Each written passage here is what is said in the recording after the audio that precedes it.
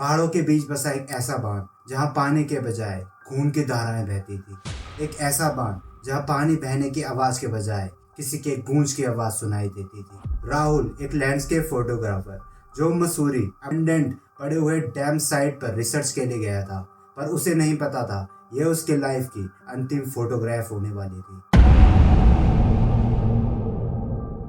राहुल 28 साल का दिल्ली का रहने वाला लड़का जो पेशे से प्रोफेशनल फोटोग्राफर था।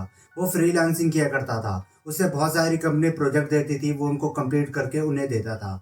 एक बार एक फ्रीलांसिंग कंपनी ने उसको एक प्रोजेक्ट दिया।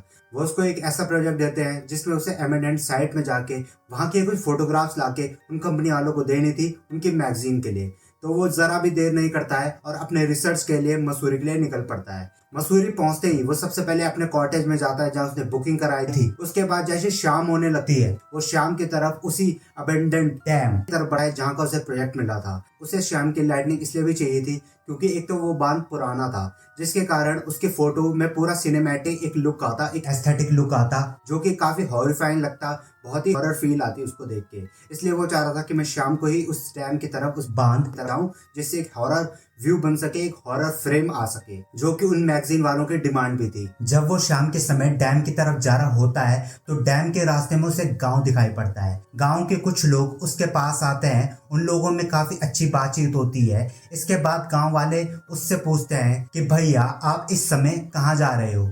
तो वो कहता है कि यार मैं फोटोग्राफर हूँ, फोटोग्राफी करता हूँ अबेंडेंट साइट्स की, तो मैं काला पानी डैम की तरफ जा रहा हूँ, मुझे वहां की कुछ फोटोग्राफी करनी है। उसकी ये बात सुन के गांव के वो जितने भी लोग थे सब चौंक जाते हैं। जिसके बाद वो उसको कहते हैं कि भैया आप इस समय उस काला पानी डैम की तरफ जाओगे, इस समय काला पानी डैम की तरफ जाना बिल्कुल भी सेफ नहीं है, वो जगह बहुत ही ज्यादा हॉरर है। अगर आपको फोटोग्राफी करनी है तो आप अगली सुबह कल सुबह चले जाना, अभी उस डैम की तरफ जाना बिल्कुल भी सेफ नहीं है। तो वो उन गांव वालों को कहता है कि यार नहीं, मुझे अभी वहां जाना है, मेरे को शाम के समय वहां पे जाना है क्योंकि इस समय ही फोटो सबसे ज्यादा अच्छी आएगी, इस समय अच्छी लाइटनिंग भी है, सुबह के समय उतना हॉरिफाइंग एक्सपीरियंस मुझे वहां पे मिलेगा नहीं, इसलिए मुझे अभी उस डैम की तरफ जाना पड़ेगा। तो शाम को घने जंगलों के बीच में वो उस बांध में पहुंचता है। उस बांध में उस टाइम पर वहां कोई नहीं होता है, केवल वो ही होता है। वो सबसे पहले तब वहां पर ड्रोन शॉट उड़ाता है जो उसको काफी अच्छा मिल जाता है। उसके बाद उस अबेंडेंट पड़े डैम की फोटोग्राफी करता है, अपने मेन कैमरे से फोटो खींचना स्टार्ट करता है। जैसे वो अपनी पहली फोटो क्लिक करता है, फोटो तो काफी अच्छा ही होती है, पर उसमें वो एक चीज ऑब्जर्व करता है, एक चीज नोटिस करता है। तो वो देखता है उस डैम के बीच में एक लड़की थी, व्हाइट फ्रॉक पहनी हुई 8-10 साल की एक लड़की थी। तो जैसे वो उस फोटो को जरा जूम करता है तो वो देखता है कि उस बच्ची ने एक व्हाइट कलर की फ्रॉक पहनी है और उसके बाल भी काफी गीले हुए हैं, वेट है काफी उसके बाल। तो वो जैसे इसके बाद कैमरा हटाता है तो वो लड़की कहीं गायब सी हो जाती है, वो कहीं दिखती ही नहीं है। वो इधर उधर भी देखता है पर वो लड़की कहीं नहीं दिखती है। वो चिल्लाता भी है उसको, हे, पर वो लड़की कहीं दिखती ही नहीं है। तो वो 3-4 फोटो और क्लिक करता है, पर वो नोटिस करता है कि हर एक फोटो में वो लड़की आई होती है, वो 8-10 साल की बच्ची हर फोटो में आई होती है। पर वो जब भी जूम करता है लड़की के बाल, फ्रॉक सब दिख जाता है, पर हमेशा उसका चेहरा थोड़ा ब्लर हुआ रहता है क्योंकि फोटो थोड़ा दूर से खींची जाती है तो उसका चेहरा अच्छे से क्लियर नहीं दिख पाता। तो उसको लगने लगता है शायद छोटी बच्ची मेरे साथ मजाक कर रही है, मेरे साथ खेलना चाहती है, इसलिए वो शायद ऐसी हरकतें कर रही है। इसलिए वो हंसता है और इन बातों को इग्नोर ही कर देता है। तो जैसे वो अब डैम की सारी इधर उधर की फोटोग्राफ ले लेता है तो उसके नीचे नजर पड़ती है एक मॉनिटरिंग रूम पे। डैम के थोड़ा नीचे साइड एक मॉनिटरिंग रूम था जहाँ पे पुराने मशीन इक्विपमेंट रखे रहते हैं। तो जैसे अंदर गया वहां पे कुछ और नहीं था, बस थोड़ा बहुत इंस्ट्रूमेंट्स है, एक टेबल था, एक चेयर थी जिसमें धूल मिट्टी लगी हुई थी और कुछ नहीं थी। बस साइड में एक अलमारी थी जिसमें एक फाइल पड़ी हुई थी। तो वो फाइल लेता है और उस फाइल के कवर में लिखा हुआ था वाटर एक्सीडेंट रिपोर्ट 1987। जैसे वो फाइल को खोलता है उसमें लिखा हुआ था 8 year old Anvi drowned during site survey and her body was never found missing। इसको देखकर उसका गला सूख सा जाता है। लेकिन जब वो फाइल का दूसरा पेज पलटता है तो उस दूसरे पेज में उसे एक 10 साल की छोटी लड़की की तस्वीर दिखाई पड़ती है। उस तस्वीर के नीचे उस लड़की का नाम लिखा रहता है मैरी। वो वही लड़की थी जो मिसिंग हो गई थी। तो अचानक ही जो उसका कैमरा होता है वो एक फोटो क्लिक करता है, ऑटोमेटिकली फोटो क्लिक कर देता है बिना उसके कोई बटन दबाए। और जैसे वो देखता है कि इसने फोटो अपने आप ही कैसे क्लिक कर दी तो स्क्रीन पर देखता है उसमें उसी रूम की फोटो आई होती है। पर उसमें जो खाली चेयर जो वहां पे पड़ी होती है उसमें वही लड़की बैठी होती है, व्हाइट ड्रेस में 8 साल की बच्ची बैठी होती है गीले बालों के साथ। और इस बार इसका चेहरा पूरी तरीके से क्लियर दिख रहा होता है और ये वही चेहरा था, वही लड़की थी जो उस फाइल में उस फोटो के अंदर थी, जिसको देख के राहुल का पूरी तरीके से मानसिक संतुलन डामाडोल हो जाता है। वो तुरंत अपना कैमरा लेके वहां से भागना शुरू करता है। वो भागते भागते जंगलों तक पहुंच जाता है। जंगल में वो थोड़ा जब थक जाता है तो वो थोड़ा रुकता है। तो जैसे ही वो रुकता है तो राहुल के पीछे से एक आवाज आती है, एक छोटी बच्ची की आवाज, प्लीज प्लीज मुझे भी अपने साथ ले जाओ, मैं यहाँ पे मर जाऊंगी, मुझे उस समय भी किसी ने अपने साथ नहीं ले गया, आप मुझे अपने साथ ले जाओ नहीं तो मैं बह जाऊंगी, मुझे अपने साथ ले जाओ। तो जैसे ही राहुल ने पीछे देखा वहां पर कुछ भी नहीं था, कोई भी नहीं था, जिसके कारण वो डर जाता है। वो जल्दीबाजी में अपना कैमरा निकालता है, फोन आगे करता है और एक सेल्फी लेता है। जैसे सेल्फी की फोटो आती है उसको देखकर उसकी रूह फिर से कांप जाती है, क्योंकि उस फोटो में उसके जस्ट पीछे पे वही लड़की थी,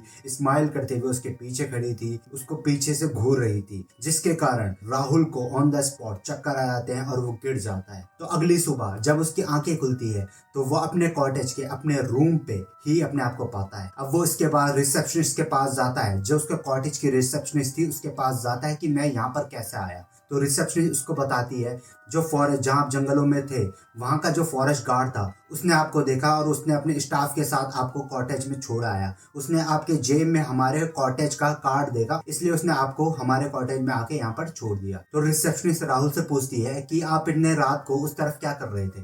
तो राहुल उसको बताता है मैं बांध की तरफ कुछ फोटोग्राफ्स लेने गया था, मेरा असाइनमेंट था तो मैं कुछ फोटोग्राफ्स लेने गया था। तब रिसेप्शनिस्ट चौंक जाती है। वो कहती है अरे ऐसा क्यों, आपको किसी ने बताया नहीं क्या, वहां पे जाना अच्छी बात नहीं है, वहां पे काफी भूतिया एक्टिविटीज होती है, काफी पैरानॉर्मल एक्टिविटीज होती है, वहां पे शाम को तो क्या सुबह भी कोई नहीं जाता। तब राहुल कहता है ऐसा भी क्या है वहां पर। तो रिसेप्शनिस्ट उसको बताती है कि जो वो बांध है काला पानी बांध, वहां पर 1987 में एक आपदा आई थी, एक बाढ़ आई थी, बहुत ही तेज बाढ़ अचानक से आई थी। एक टर्मिनल टूट गया था तो अचानक से वहां से पानी आया और एक लड़की जो डैम में एक ऑफिसर काम करता था उसी की लड़की वहां पर नीचे खेल रही थी। तो ऑफिसर की लड़की बांध में आई थी अपने पापा के साथ। तो वो छोटी बच्ची बेचारी खेलते खेलते बांध के एक ऐसे कोने में गई जहां वो किसी और को नहीं दिखी। जैसे ही वो बांध का एक टर्मिनल टूटा वैसे ही वहां पे बहुत सारा पानी आता है और उस बच्ची को भी अपने साथ बहा ले जाता है, जिसके कारण उस बच्ची की मृत्यु हो जाती है। पर उसकी बॉडी कभी भी नहीं मिली। पुलिस वालों ने काफी ढूंढा, लोगों ने भी काफी देखा, पर कभी भी उसकी बॉडी नहीं पाई गई।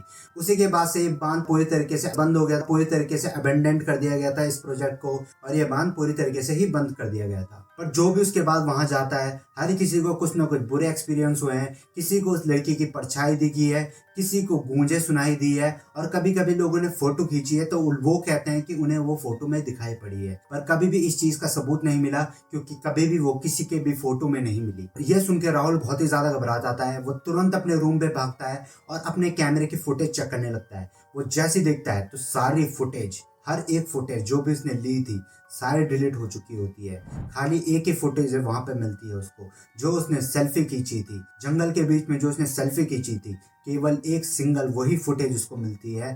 पर उसमें वो पीछे जो लड़की उसे वहां पे दिखी थी वो लड़की दोबारा दिखाई नहीं देती। उसे उस कैमरे में, उस फुटेज में केवल अपना ही चेहरा, अपनी ही शक्ल दिखाई पड़ती है, बाकी किसी और का वहां नामो निशान नहीं था। तो उस फुटेज में भी जो उसका चेहरा था, उसकी आंखें और कान, ऐसा लग रहा था कि उन आंखों और कान से बहुत तेजी से खून निकल रहा था।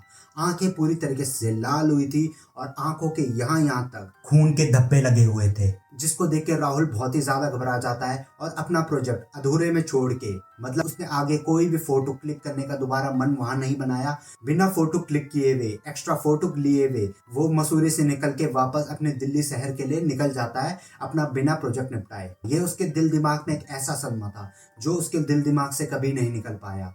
उसको इस कदर डर लगी कि उसने अपने फोटोग्राफी, जो उसकी हॉबी थी, जो उसका प्रोफेशन था, उसको एकदम से ही छोड़ दिया था। अब हम ये नहीं जानते इस कहानी में कितनी सच्चाई है, कितना झूठ, पर अगर ऐसा है तो हम उस छोटी बच्ची की आत्मा के लिए भगवान से प्रार्थना करते हैं, may his soul get rest in peace. दोस्तों उम्मीद है कि कहानी आपको अच्छी लगी है। अगर लगी है please do like the video, share it with your friends and comment your views on this story and subscribe to my channel. और हाँ, अगर आप में से किसी के पास ऐसे हॉरिफाइंग स्टोरीज या हॉरिफाइड एक्सपीरियंस हुए हैं तो आप मुझे जीमेल कर सकते हैं या फिर आप मुझे इंस्टाग्राम पे मैसेज कर सकते हैं। अगर आपकी स्टोरी मुझे अच्छी लगेगी, उसमें कुछ दम लगेगा, तो मैं उसको अपने चैनल पे जरूर डालूंगा। तब तक के लिए thank you and peace out.